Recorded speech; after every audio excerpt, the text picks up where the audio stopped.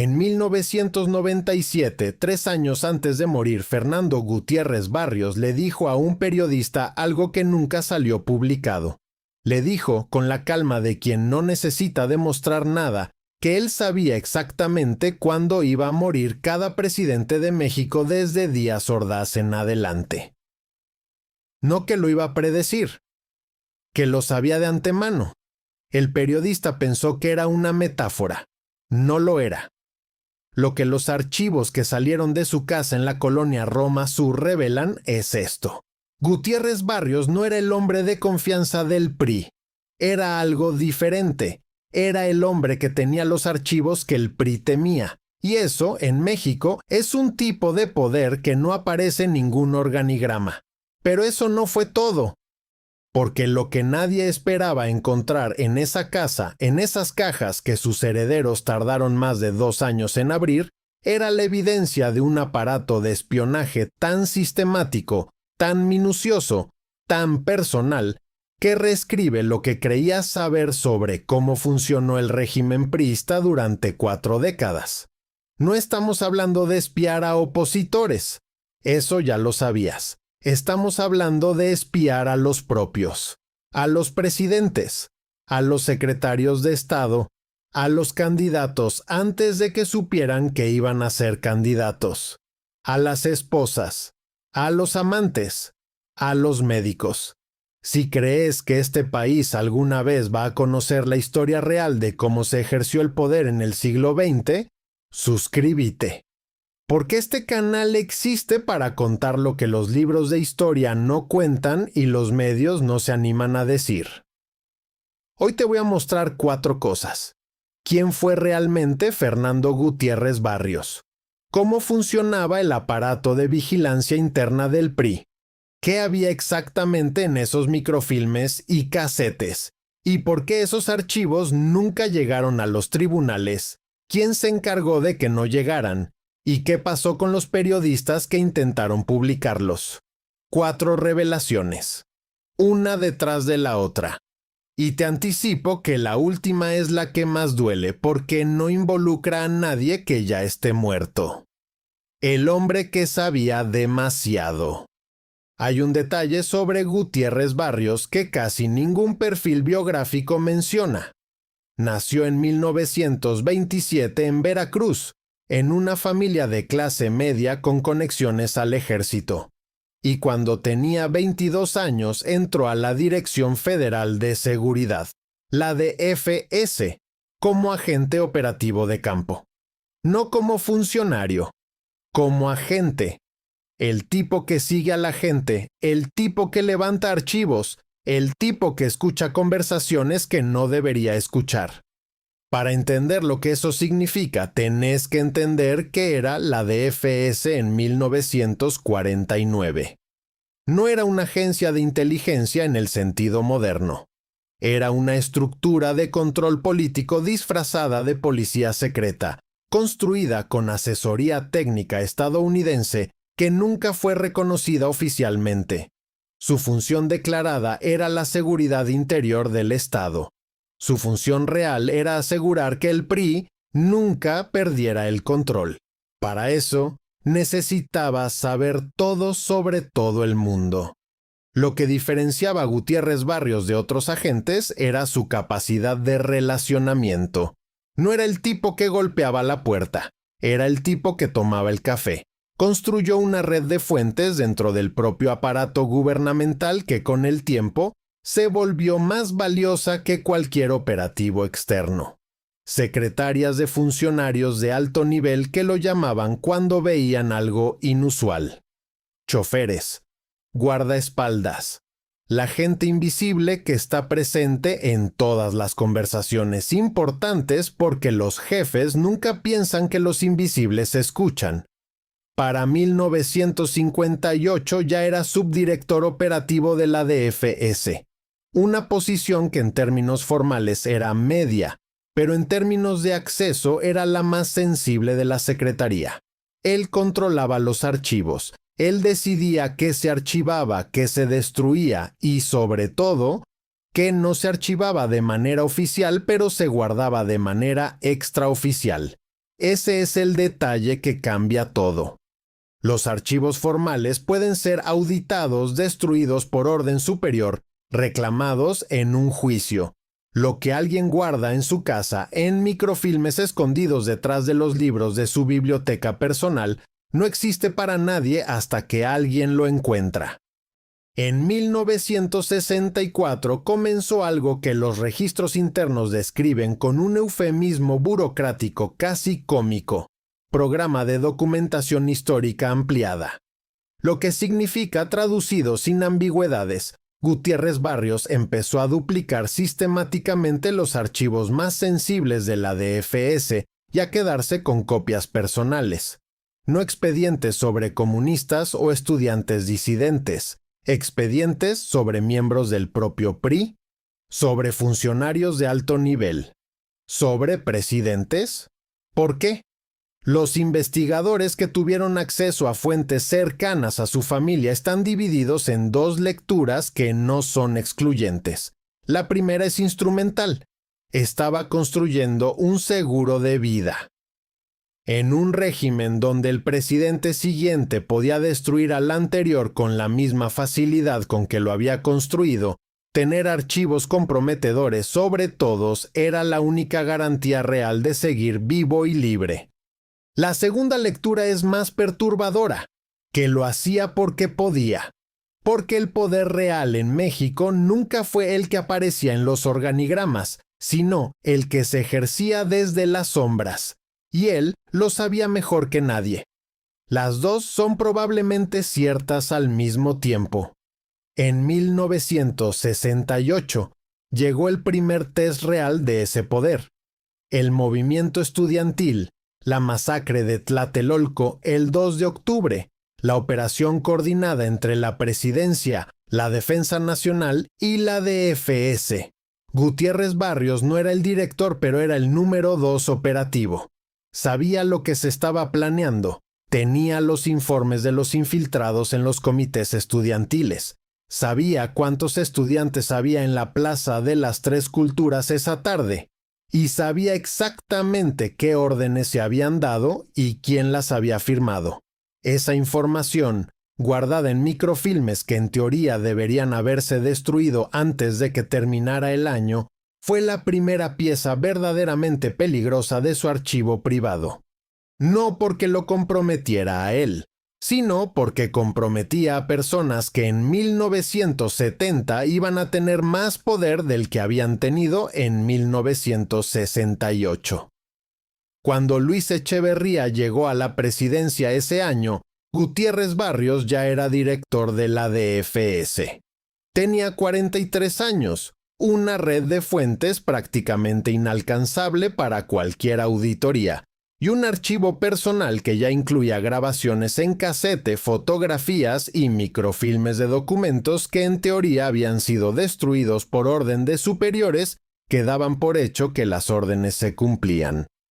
Echeverría sabía que Gutiérrez Barrios tenía los documentos del 68, no la versión oficial, lo que pasó de verdad, las órdenes, los firmantes, el número real de muertos que nunca apareció en ningún parte oficial.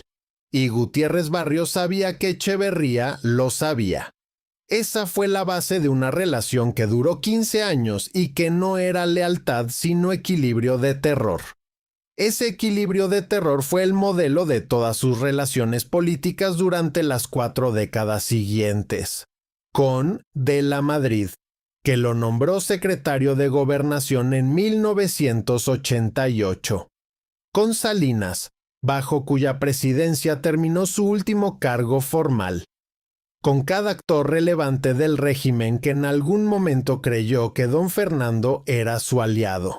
No era el aliado de nadie, era el hombre que tenía los archivos, lo que el aparato recolectaba.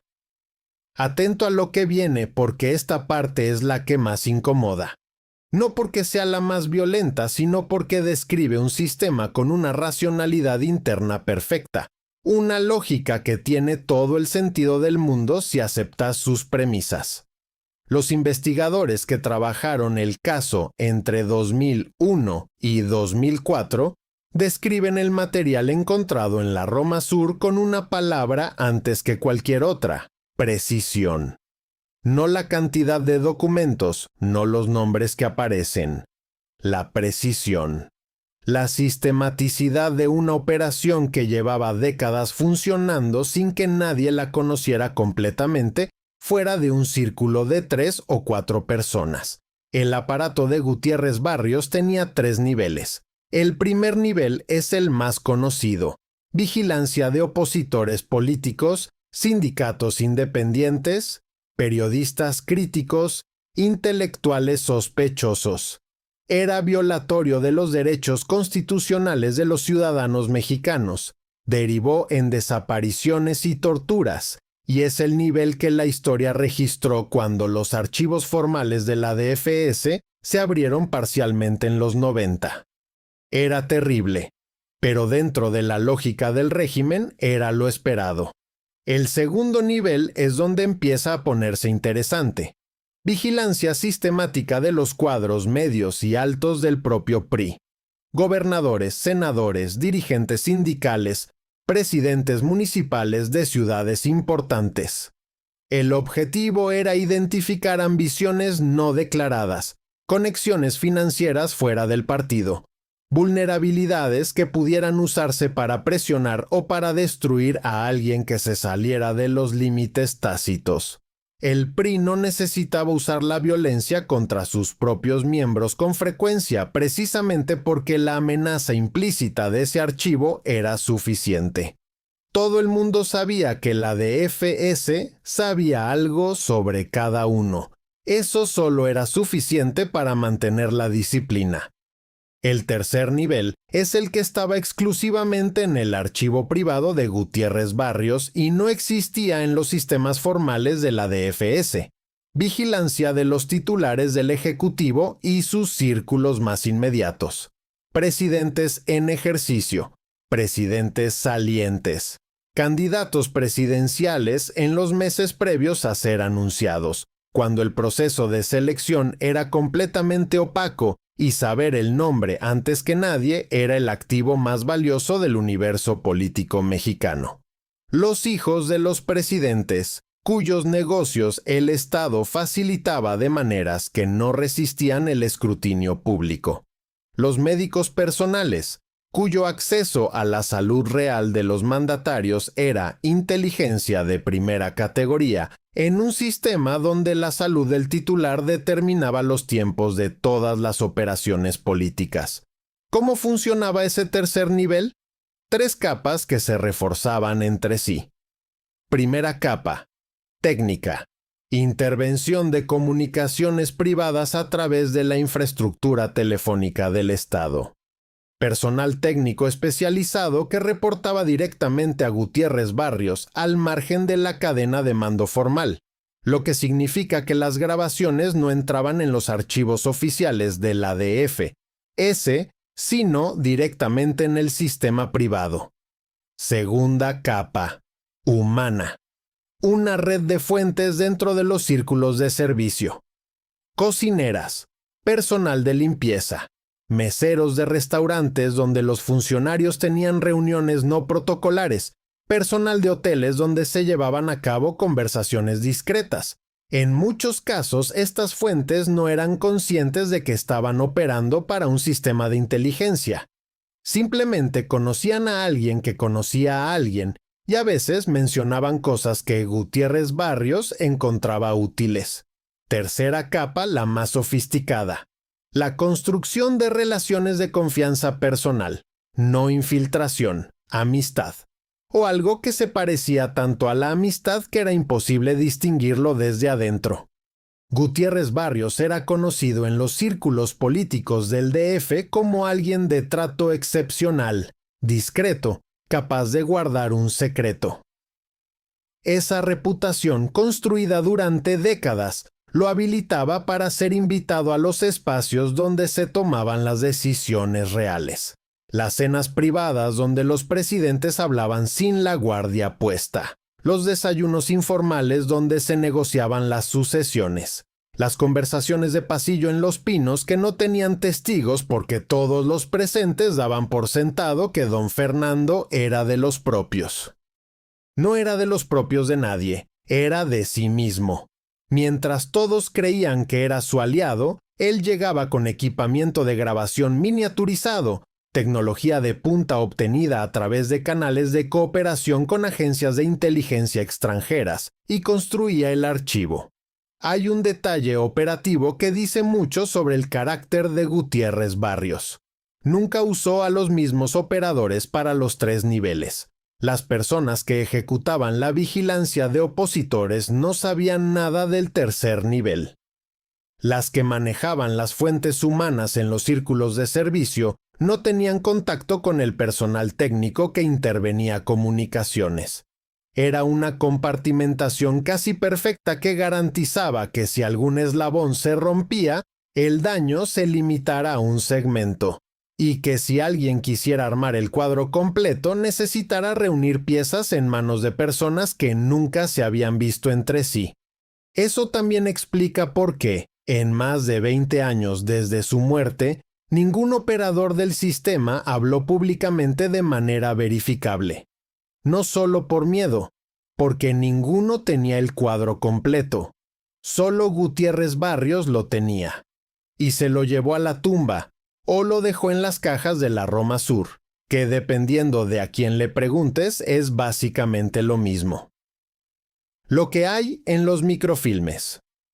Un microfilme es un negativo fotográfico de documentos, pequeño, casi indestructible si se guarda en condiciones mínimas. Un rollo del tamaño de tu pulgar puede contener miles de páginas. Para alguien que quería duplicar archivos oficiales sin que nadie lo notara, era la tecnología perfecta. Los investigadores que tuvieron acceso parcial al material encontrado en la Roma Sur identifican 4 categorías distintas, organizadas con la meticulosidad de alguien que sabía que estaba construyendo algo para la historia. La primera categoría son los registros del 68. No los informes generales sobre el movimiento estudiantil que ya aparecen en los archivos formales abiertos en los 90.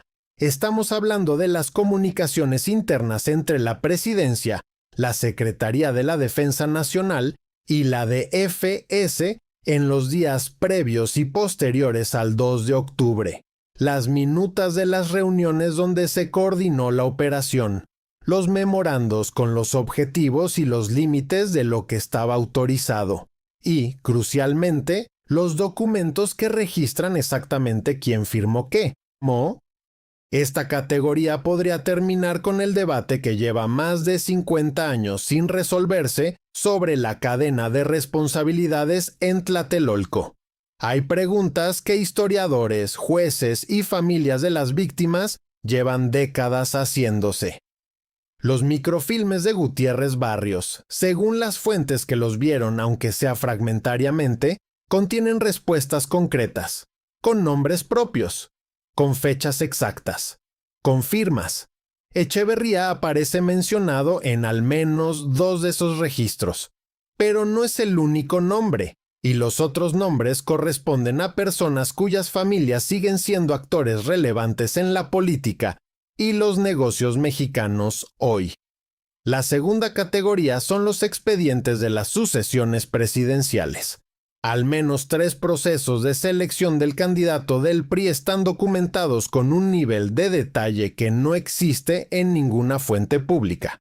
La de 1976, que llevó a López Portillo, la de 1982 que llevó a De la Madrid y la de 1988 que llevó a Salinas de Gortari. En los 3 casos, los microfilmes documentarían no el resultado, sino el proceso. Las conversaciones previas, los vetos, las figuras descartadas y las razones por las que fueron descartadas. En algunos casos, razones políticas en el sentido obvio. En otros casos, razones exactamente del tipo que el archivo de Gutiérrez Barrios podía documentar.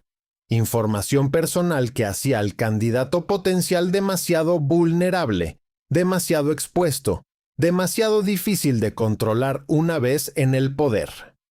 Eso segundo es lo que los académicos del régimen priista llaman el filtro de inteligencia de la sucesión. El candidato ganador no era solo el políticamente más conveniente, era el que el sistema había determinado que era más controlable. Y la determinación de esa controlabilidad dependía en parte del tipo de información que la DFS tenía sobre cada figura. Gutiérrez Barrios fue uno de los actores centrales de ese filtro. Lo que sus microfilmes documentarían es exactamente cómo funcionó en tres de los procesos más importantes del siglo XX mexicano. La tercera categoría es la que más ruido generó en los corrillos periodísticos después del 2000. Los registros de lo que varias fuentes describen como reuniones no oficiales de un grupo específico de figuras políticas y empresariales que operó de manera sostenida durante al menos 3 sexenios, desde la mitad de los 70 hasta bien entrados los 90. Lo que esos microfilmes documentarían no son opiniones políticas, sino operaciones financieras. Los contratos del Estado que se asignaban en esas reuniones antes de que ningún funcionario formal tuviera conocimiento. Los flujos de dinero entre empresas privadas y estructuras del partido. Los mecanismos para transformar recursos públicos en capital privado de una manera que era imposible rastrear desde afuera, pero perfectamente documentada desde adentro. La implicación de eso es más presente que histórica. Los registros financieros documentan la creación de fortunas que todavía hoy existen, que todavía hoy están activas en la economía mexicana, y que en algunos casos todavía pertenecen a personas o familias cuyos nombres aparecen en los microfilmes. Lo que esos documentos harían si fueran públicos no es principalmente legal, porque el derecho mexicano tiene prescripciones que los protegen. Es narrativo.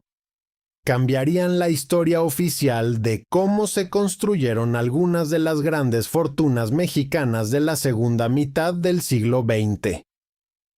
Y ahora, la cuarta categoría. La que ninguna fuente quiso detallar completamente, pero que todas describieron con suficiente consistencia como para entender de qué estamos hablando. Los casetes de audio, no grabaciones de reuniones formales, conversaciones, grabadas en espacios privados con dispositivos lo suficientemente pequeños como para que nadie en el cuarto supiera que estaban ahí. Conversaciones donde la gente habla sin elegir las palabras, con la soltura de quien cree que está en uno de los pocos espacios seguros que le quedan. Algunas tienen fechas y nombres escritos a mano en la etiqueta, con la caligrafía ordenada de un archivista que era consciente de que estaba construyendo algo para la historia. Otras tienen solo iniciales. Las fuentes que escucharon fragmentos antes de que el acceso se cerrara describen la misma sensación. Escuchar algo que no debería existir. Una voz que reconoces de discursos y declaraciones públicas, hablando de un modo que nunca usaría frente a ninguna cámara. Con la franqueza de la intimidad. Con el cinismo de alguien que cree que no lo escucha nadie fuera de su círculo de confianza. En al menos uno de esos casetes, según una fuente que habló con un periodista de investigación en 2003, hay una conversación en la que un expresidente de México reconoce su responsabilidad directa en una decisión que todavía hoy, en 2026, no tiene ningún proceso judicial abierto en este país. Una decisión que afectó a personas cuyas familias todavía están buscando respuestas, lo que hace que ese casete sea particularmente importante, más allá de su contenido, es el contexto en que fue grabado. No es una conversación intervenida a distancia, es una grabación hecha en un espacio donde Gutiérrez Barrios estaba presente. Lo que significa que el expresidente le estaba hablando a él, en un contexto donde creía que hablaba con alguien de absoluta confianza.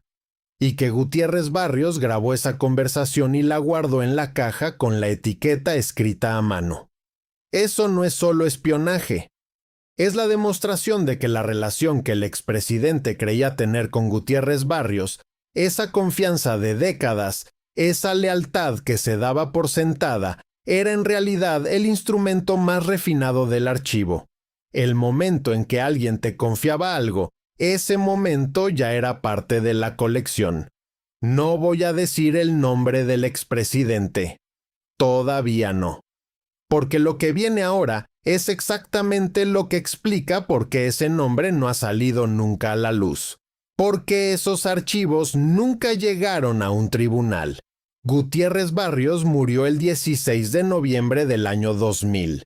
73 años, en su cama sin cargos, sin juicio. El timing es uno de los detalles más perturbadores de toda esta historia. Murió exactamente cuando el contexto político estaba cambiando de manera que en teoría debería haber sido su momento de mayor vulnerabilidad. Vicente Fox acababa de ganar la presidencia. Por primera vez en 71 años, el PRI había perdido la elección. El nuevo gobierno declaraba públicamente su voluntad de procesar los crímenes del pasado y abrir los archivos del régimen anterior. En teoría, era el momento en que esos microfilmes y casetes tendrían que haber llegado a la justicia. El nuevo gobierno tenía el incentivo político más claro imaginable para usar ese material. No lo hicieron. Hay 4 razones, de complejidad creciente. La primera es legal. Los archivos de Gutiérrez Barrios eran material privado en posesión de sus herederos, no documentos del Estado. Para acceder a ellos judicialmente, la Fiscalía necesitaba una orden judicial que requería demostrar ante un juez que había indicios de un delito específico. Para demostrar eso, necesitaba información sobre el contenido de los archivos. Para tener esa información, necesitaba revelar en un documento judicial cómo sabía que los archivos existían y qué contenían.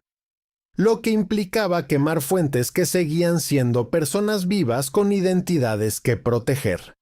En el momento en que esa garantía se rompiera, el material desaparecería antes de que cualquier orden judicial llegara. Era un nudo legal perfecto, y alguien se había asegurado de que fuera perfecto. La segunda razón es política. Los archivos de Gutiérrez Barrios no comprometían solo al PRI, comprometían al sistema, a funcionarios que habían trabajado con todos los partidos, a empresarios que habían financiado campañas de todos los colores, a figuras de los medios cuya influencia el gobierno de Fox necesitaba para consolidar su legitimidad. Usar esos archivos para golpear al PRI era activar una carga explosiva en un edificio compartido. El daño no iba a ser selectivo, y el gobierno de Fox hizo el cálculo que hacen casi todos los gobiernos cuando se enfrentan a ese tipo de material. Que la gobernabilidad no puede esperar, pero la justicia sí. La tercera razón circuló con suficiente consistencia entre periodistas como para tomarla en serio. Negociación directa.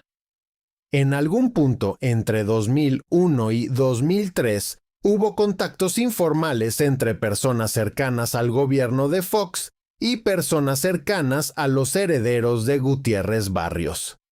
Lo que se habría negociado no fue el acceso al material, sino su contención. Un acuerdo tácito. Los archivos no se publican, no se entregan a ninguna instancia judicial, no circulan entre periodistas. A cambio, el nuevo gobierno no abre ciertos expedientes del Estado que también serían inconvenientes para personas conectadas al nuevo gobierno. ¿Funciona eso? En México, con ese tipo de material, casi siempre el tiempo suficiente para que las urgencias cambien y los actores claves se retiren. La cuarta razón es la que nadie quiso nombrar directamente, pero que todos los que se acercaron al tema dejaron caer en media frase, con la mirada en otro lado. Al menos una de las figuras cuyos nombres aparecen en esos archivos, de manera central y documentada, seguía en el año 2001 en una posición de influencia real y activa sobre la economía mexicana y los medios de comunicación más importantes del país. no en un cargo político, en algo más difícil de atacar que un cargo político, esa zona entre el dinero concentrado, los medios que forman opinión y el acceso informal al poder donde no hay que ganar ninguna elección para seguir siendo influyente, donde la única accountability que existe es la que los mismos actores se aplican entre sí en privado.